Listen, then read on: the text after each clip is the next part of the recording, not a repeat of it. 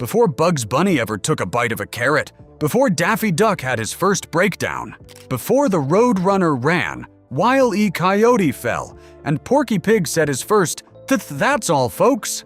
The most beloved animation franchise in American history was built in a bug-infested bungalow by a group of people who had been passed over, pushed aside, and paid so little they called themselves grotesquely underpaid. They were, and they didn't care, because the work they were doing inside that rotting building on the Warner Brothers lot in Hollywood, work they called Termite Terrace, was the funniest thing anyone had ever put on a movie screen. Looney Tunes started in 1930 as Warner Brothers' answer to Disney. It ran in its original theatrical form until 1969. In those 39 years, the franchise produced more celebrated directors, more culturally durable characters, more technically innovative animation, and more genuinely funny moments than any other studio in the history of the medium. And most of the people who built it are still less famous than the rabbit. 15 facts today, spanning the full history. From that first 1930 short, through the Golden Age, through the war years, through the shutdown and revival, to what the franchise is doing in the streaming era. One of these facts involves a short film that cost more than the studio could technically justify and still became the most celebrated cartoon ever made.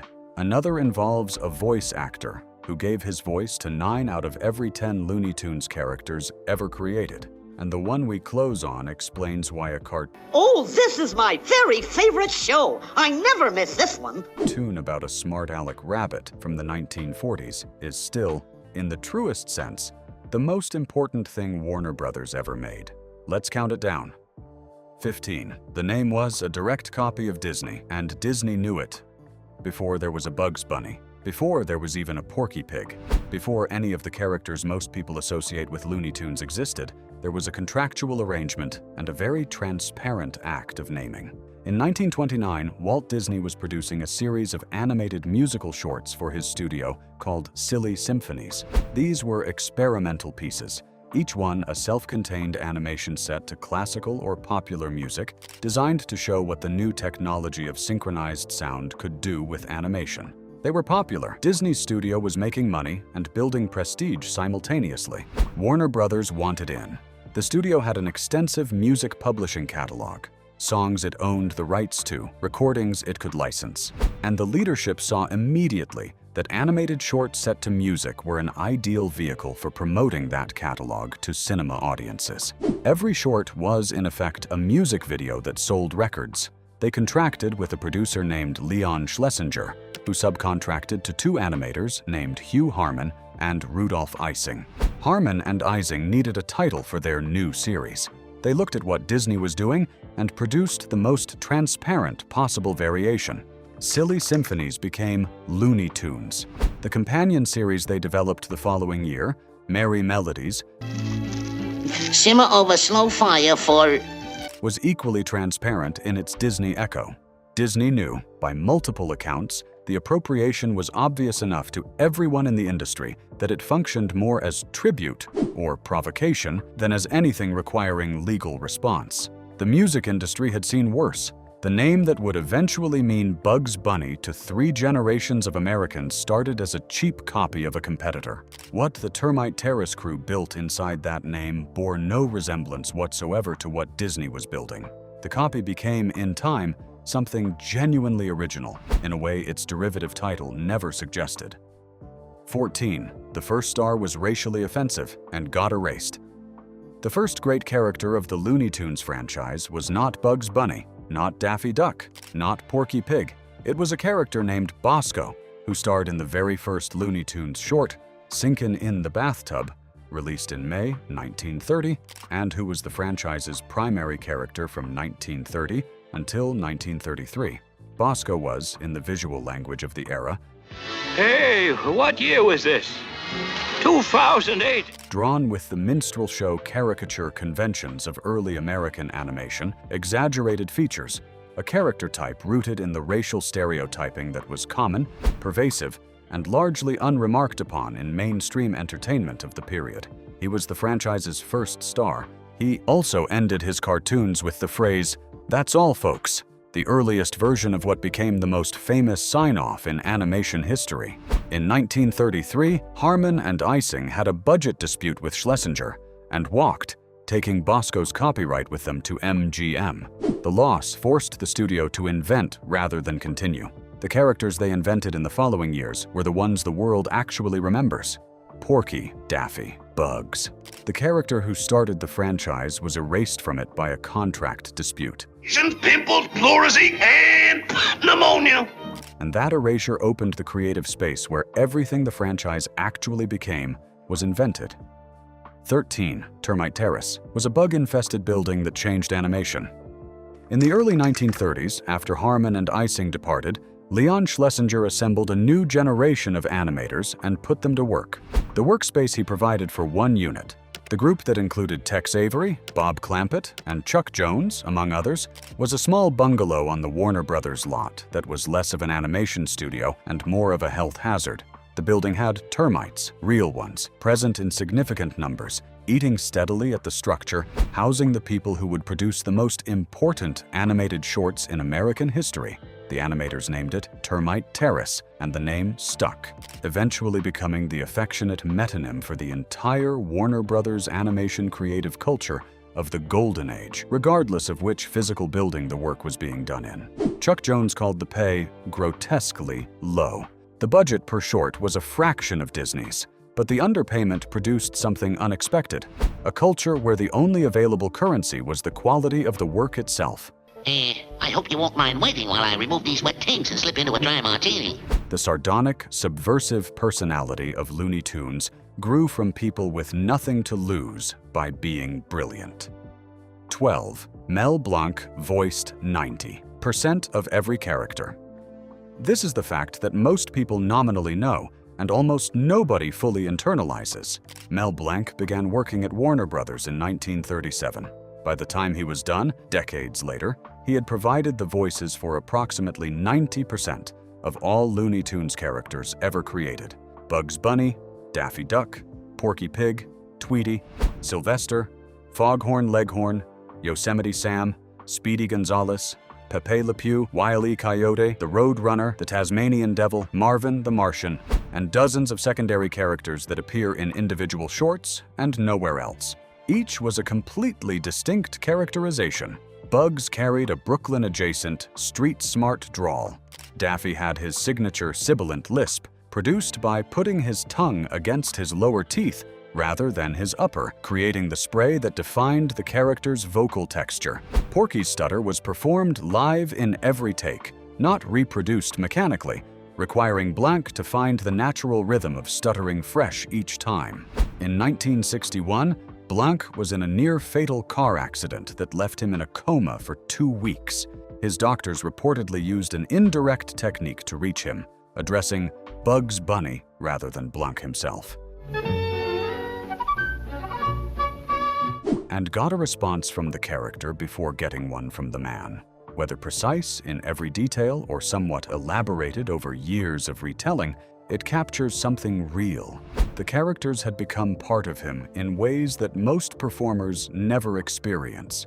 His gravestone reads, "That's all, folks." 11. Carl Stalling was the most prolific film composer in history. While Mel Blanc gave the characters their voices, Carl Stalling gave them their heartbeat. And the sheer volume of what he produced across his career at Warner Brothers is something that barely registers in popular culture discussion of the franchise, despite being one of the most significant musical careers in the history of cinema.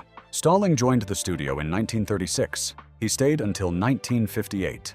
In those 22 years, he composed music for approximately 600 short films. Not 600 pieces of music, 600 complete scores, each one tailored to the specific actions, gags, and emotional beats of an individual short. Approximately 600 scores, each averaging around 6 minutes, in 22 years.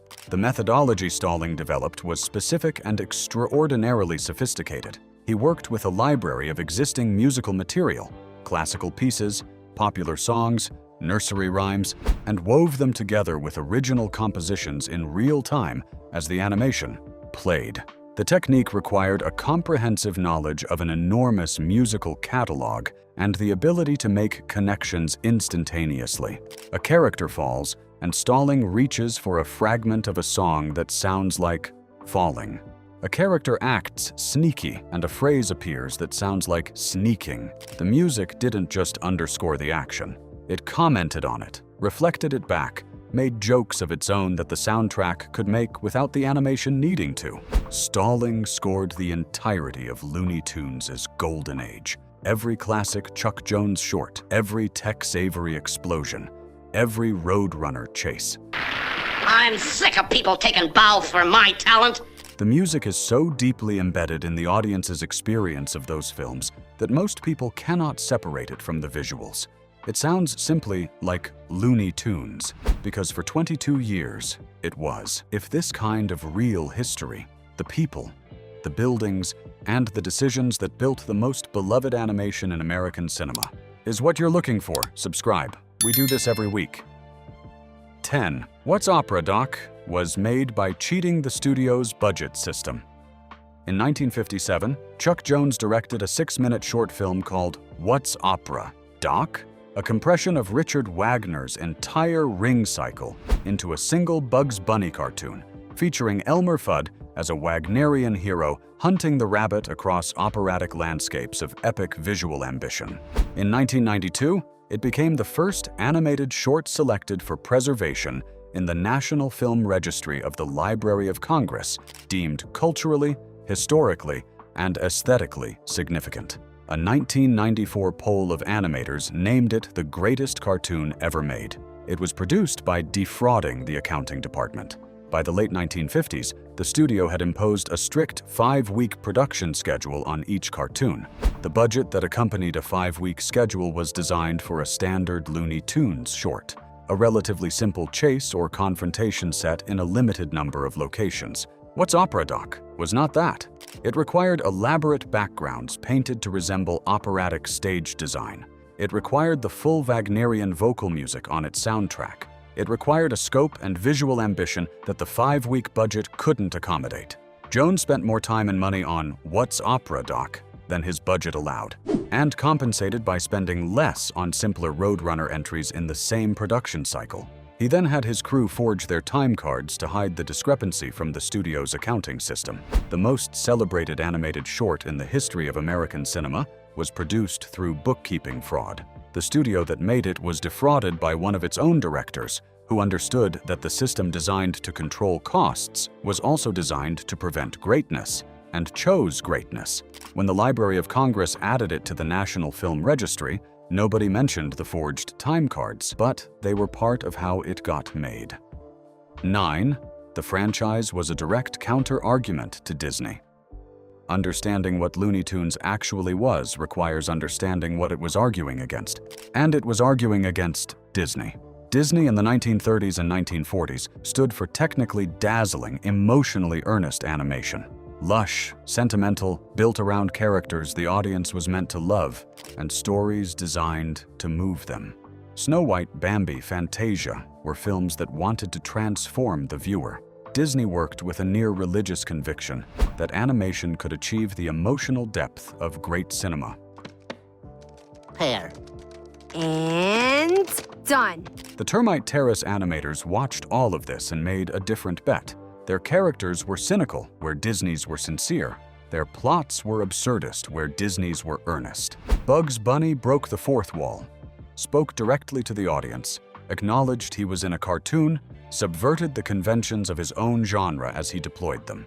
He was so self-aware, so completely in command of the fictional frame he was operating inside, that he could mock his own story while the story was still happening. This was not just stylistic difference, it was philosophical. Disney believed animation could make you feel something real. Warner Brothers believed animation could make you aware of feeling, hold the emotional and the satirical in the same frame simultaneously. Both positions produced masterpieces. They are the two poles between which all subsequent animation has navigated. 8. The studio made war propaganda cartoons. War with Dr. Seuss.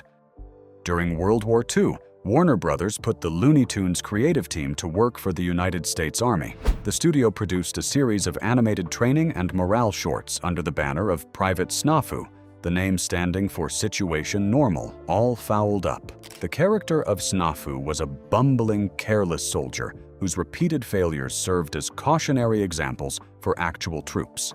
What happens when you don't follow security protocols? What happens when you get drunk on leave and talk too freely? What happens when you don't maintain your equipment? The private Snafu shorts were shown to servicemen as part of their training, not as entertainment, but as instructional material, which made the fact that they were produced by Chuck Jones and his team a specific and useful irony. Jones understood how to make something watchable. He made the training films watchable. Theodore Dr. Seuss Geisel, who was not yet Dr. Seuss in the public consciousness, but who was working in wartime media production as Theodore Geisel, wrote several of the private Snafu scripts. The collaboration between Geisel and Jones produced animated propaganda that was, by the accounts of the people who received it, considerably more effective than the dry instructional material it replaced. The cartoonists and the children's book writer and the soldiers watching training films in military bases across the world, all of them connected for a few years by the specific circumstances of a global conflict that required everyone to do something they hadn't planned on doing. The private Snafu shorts are less famous than the theatrical cartoons that surround them. They are not less interesting. 7. 1. Froggy Evening was the most ambitious single short in the franchise. Among the purists and animation historians who have engaged seriously with the Looney Tunes catalog, there is a persistent argument that the greatest single short in the franchise's history isn't "What's Opera, Doc?" at all. It's One Froggy Evening, a 1955 Chuck Jones short that runs just over 7 minutes and contains not a single spoken word of dialogue. One Froggy Evening is the story of a construction worker who discovers a brick containing a singing, dancing frog. One who can perform a full range of popular and operatic songs with extraordinary skill. The complication is that the frog only performs when alone with his discoverer. The moment any witness is present, the frog is simply a frog.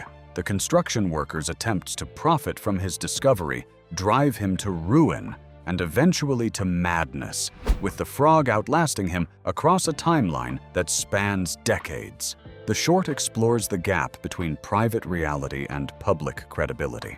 It is a story about how something true can destroy you precisely because you cannot make anyone else believe it. It has no dialogue because none is necessary. The music tells the story completely, shifting through genres to mark emotional states, while the frog's cheerful indifference to the destruction it's causing provides a comedy so dark it barely registers as comedy. Jones spent years defending it against critics and executives who found it uncommercial and strange. The frog, Michigan J. Frog, became the mascot of the original WB network television service in 1995, appearing in station identification segments for years. He was plucked from a 7-minute experimental short and made into a corporate icon. Jones could only have found that perfectly appropriate. 6. The studio closed in 1963 while Bugs was still winning. In 1963, Warner Brothers closed its animation studio, not because the characters weren't beloved, not because the shorts weren't profitable in their own right, but because the theatrical short format itself was dying. The antitrust ruling against the major studios in 1948, which ended block booking, the practice of forcing theater owners to take studio shorts as part of package deals with features, had gradually eroded the financial viability of the theatrical short as a standalone product. Theater owners, now able to buy and show only what they chose, found that cartoon shorts were worth less per minute of screen time than features. Budgets at Warner Brothers Cartoons tightened steadily through the late 1950s. By 1963, the math no longer worked. Well, not me, but if I did, I bet my work performance would suffer. The studio closed, the characters survived. The classic shorts went to television. Repackaged, re-edited, sometimes censored too. Remove content that the television standards of the era considered inappropriate for Saturday morning audiences, and found a new generation of viewers who encountered Bugs Bunny not on a movie screen before a feature, but on a television set on weekend mornings. The theatrical short format that had produced the Golden Age was over. The characters were not over. They had become, in the 25 years since Bugs's definitive debut in A Wild Hare, too embedded in American culture to disappear with the format that had built them. The studio closed, the rabbit kept running. 5. The Hunting Trilogy is the greatest example of character comedy in animation. Between 1951 and 1953, Chuck Jones directed 3 shorts: Rabbit Fire, Rabbit Seasoning, and Duck. Rabbit, Duck, that together constitute what animation historians call the Hunting Trilogy.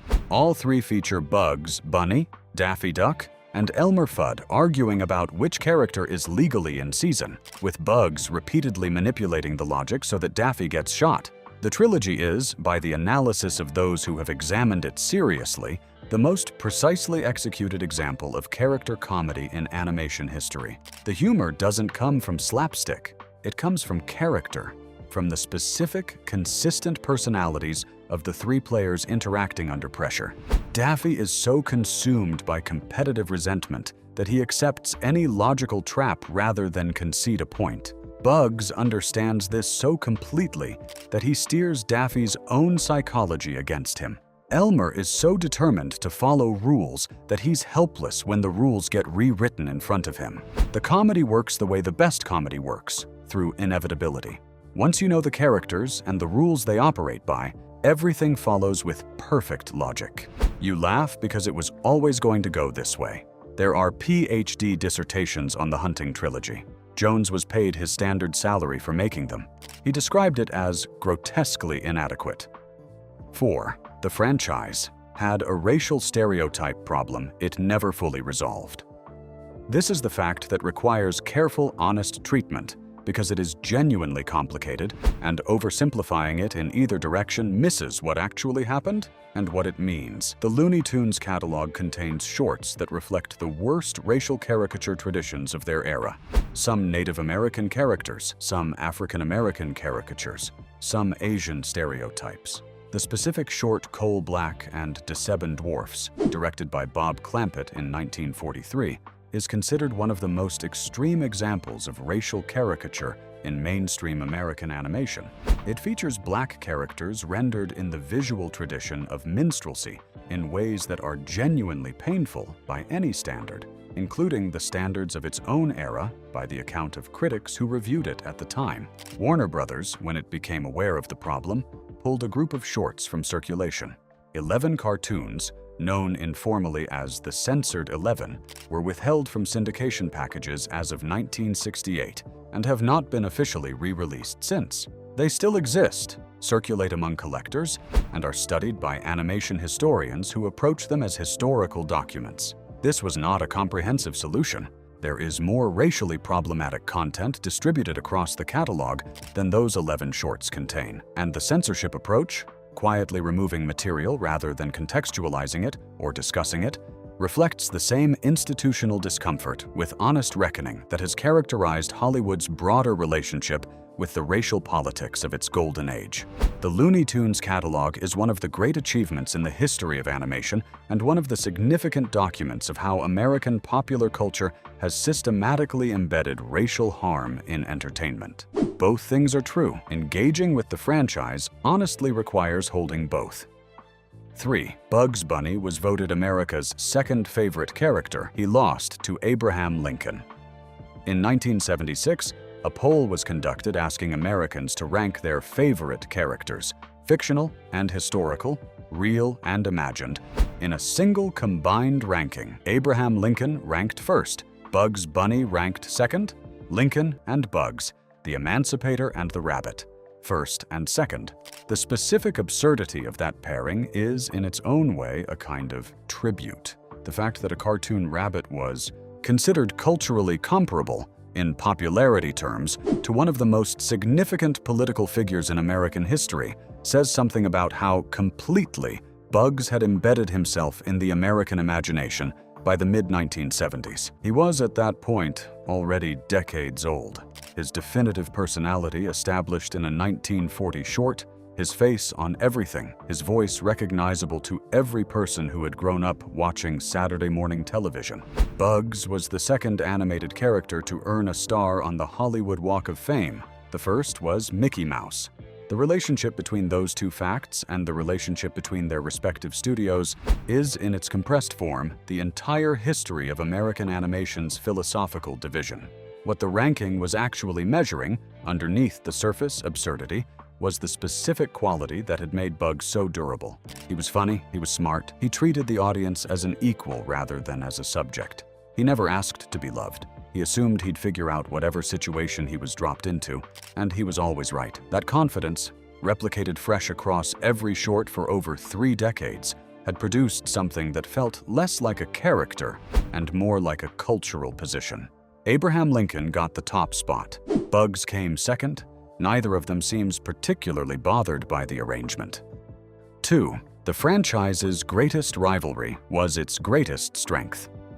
The Termite Terrace directors did not like each other, and their mutual antagonism produced the greatest sustained run of animated comedy in the history of American cinema.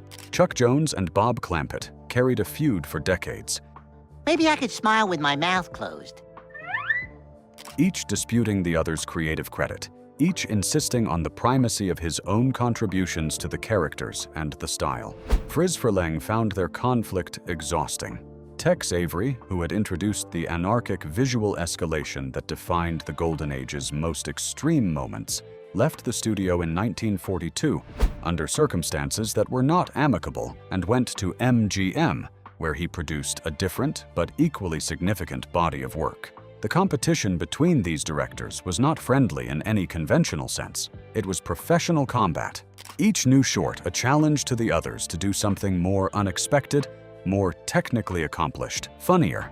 When Jones made a brilliant piece of character comedy, Clampett responded with something more visually anarchic. When Clampett pushed the physical chaos to its limit, Jones pulled back into precision and wit.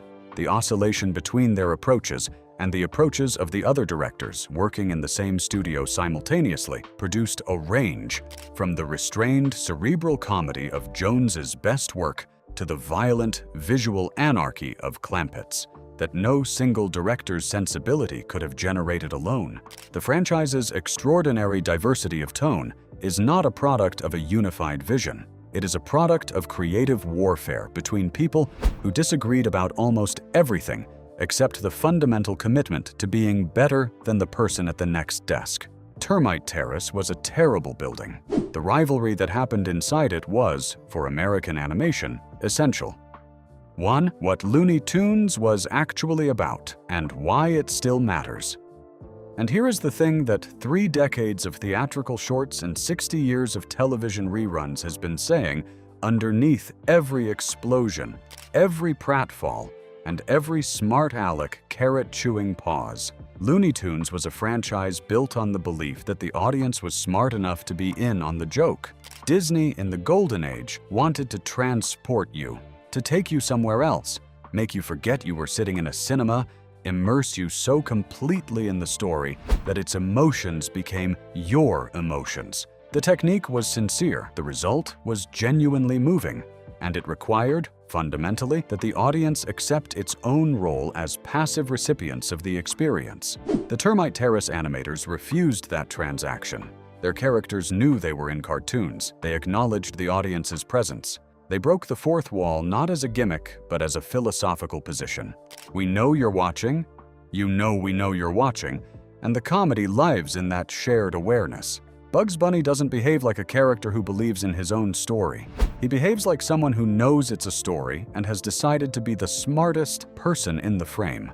That specific quality, the knowing awareness, the refusal of sincerity as a mode of address, the comedy that invites the audience into complicity rather than suspension of disbelief, is the position that defines American screen comedy from 1940 onward. It is in every talk show host who acknowledges the camera. It is in every film that breaks the fourth wall. It is in every comedian who lets the audience see the mechanism of the joke while the joke is still running. Bugs Bunny was doing it before any of them, in a theatrical short, made by people who were paid grotesquely too little, in a bug-infested building on the Warner Brothers lot. That's all, folks, and it's considerably more than most things. 15 facts, 1 franchise, and the question worth debating in the comments. Who made the better argument about what animation can be? Disney or the Termite Terrace crew? There is no neutral answer, and I want to know where you land. Subscribe for more of this. We'll be back next week.